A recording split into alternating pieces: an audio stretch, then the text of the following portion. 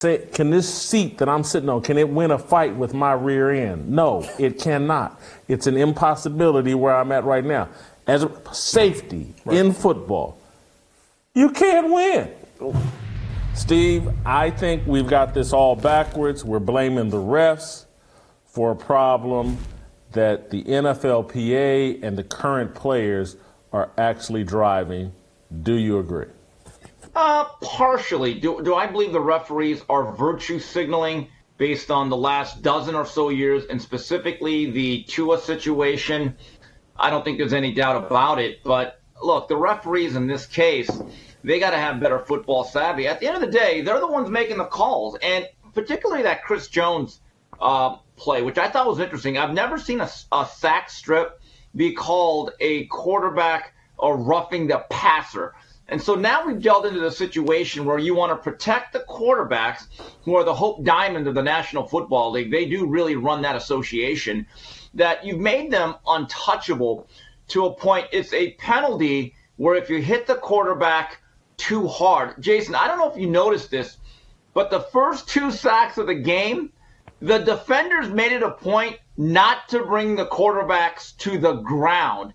And I'm thinking, oh boy, it's already started. But as the guys got lathered up, as they started to play the game of football, they started tackling. And just the hypocrisy is striking to me. This is where I do blame the referees. If you're going to make that the new standard, that a quarterback cannot hit the ground like they're wearing a red jersey in practice, make it across the board. Because in the second quarter, Denzel Perriman flung Mahomes to the ground and everyone held their breath. It's like, oh, there's no penalty. And I think that's where the referees do bear some of the blame. Think about this. If the Chris Jones play goes unflagged, nobody would have said a thing. I still think, to me, they're the last barrier to making football football. And to me, that's not even a borderline play. So I disagree. I think the referees do bear some responsibility. You use the word some, S-O-M-E. And so give me a percentage then. If you had a choice between blaming the NFL, the referees, or the actual players and their association, those 3 groups, break me down on a percentage basis who you blame. I'd go 60% the administration, which is the upper offices, the DeMaure Smiths of the world, Roger Goodell. And I'd go 20% to the referees, and I'd go 20% to the players, although and I sent you guys a bunch of tweets. I'm glad that the workforce, because they're important. I'm glad that the current players are now speaking out saying, wait a minute. We didn't sign up for this. We know what we got into. Let us play the doggone game the way it's supposed to, because without them actually speaking out, nothing will change. I hope last night is some sort of marking point where at least we get back to some sanity into this whole process. Steve's only putting 60% of the blame on the administration or the guys in suits and the Players Association. I'm going to go 95%. TJ? 100. These are part-time employees. They tried a program. They started this in 2019. That's you're blaming the refs 100%. No. Zero. 100% on the administration. Oh, okay. These referees are a bunch of part-time employees that don't even get benefits. That's the people we're going to blame for ruining the NFL. It's like these guys barely get a 401k match. I'm reading about it as we're sitting here. So it's like they may throw a flag knowing that everybody up top is saying, okay, good, you did what we told you to do. But the referees, I mean, some of these guys got social media and whatever, and especially like the Dean Blandinos and Mike Pereira, they get crushed over social media when they make these type of calls. Nobody wants to be talking about this. The good officials, and if you're in the NFL, typically you're a pretty good official, don't want anybody to know your name. You want to stay out of the way as much as possible, and you became a referee because you loved the game. And so 0%, this is 100%. I don't even blame the NFLPA like you do. I blame 100% the idiots running the NFL who have caved to the woke idiots and said, sure, we'll wreck the sport for enough money. You don't blame the NFLPA, even though we got to have an investigation. Tua got hurt and returned to the game. Yeah. We've never seen that in the NFL. Yeah. That's unbelievable. We must investigate. Bring in the FBI. Let's raid Mar-a-Lago. You don't blame the NFLPA. It's all on Goodell. The NFLPA has always been full of idiots, right? And the NFL players in general. These are a bunch of guys who don't know business. They don't know anything except for what's right in front of them. Everybody has their brand now, and they think business is, I'm popular, give me money. That's the extent of what they know about business. So the NFLPA, DeMaurice Smith doesn't know anything about business. He's in the business of manipulation. And so the guys who know business, the 32 billionaires who are up there should say, kick rocks. We've built the greatest business that's ever existed, again, to build more black millionaires than have ever existed. And so some people are going to get hurt in this violent sport. We'll handle it as best we can. Delano, I know you're not the expert here, but you can be the arbitrator. So one thing that hasn't come up in the conversation that I think is worth raising is the potential that this was just a bad call. All of us who watch sports, series of bad calls now. Series, but the fact that it wasn't called the other way on the Mahomes sack would make me question. Okay, did the refs just get it wrong? And I think people are starting to say, roughing calls should be reviewable under instant replay.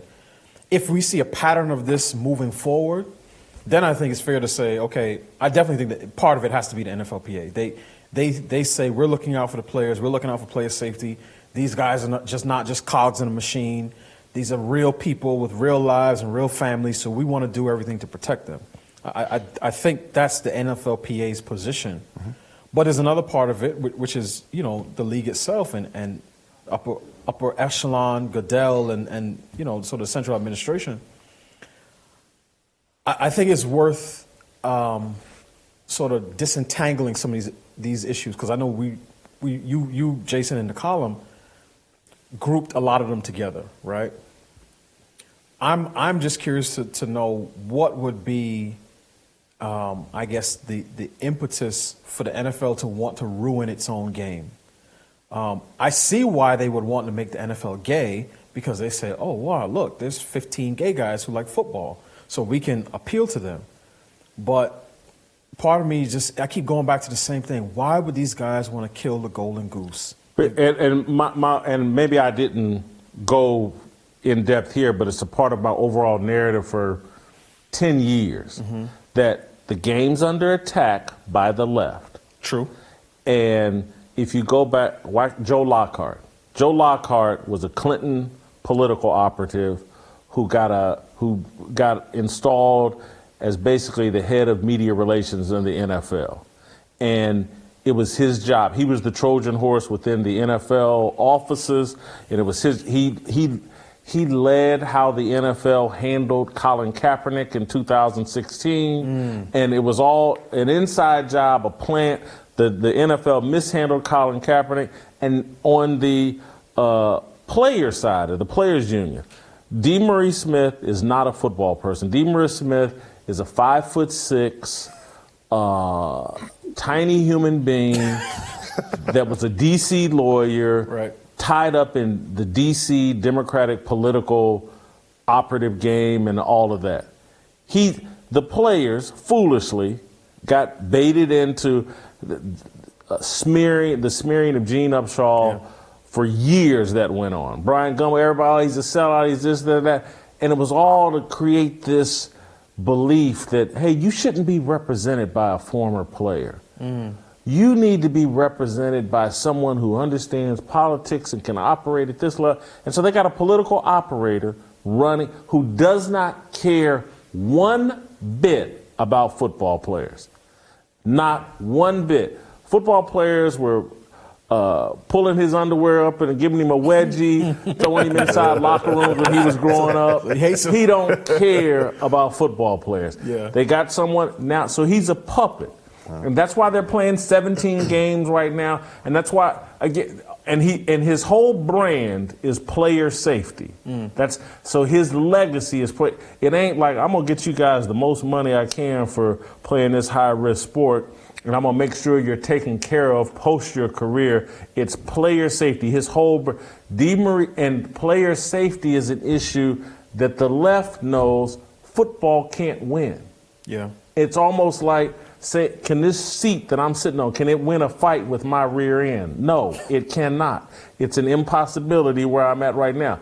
As safety in football, you can't win. let's prioritize safety in boxing. Let's prioritize abstinence in marriage. You ain't gonna win with too many men or women. Like that's the priority. I'm gonna make abstinence the priority in marriage. Right. It's all a long play to compromise football, and it's working. Everybody's focused on safety. They're not focused on enjoyment, competition. Yeah. Everybody's watching it. Oh my God, I hope no one gets hurt.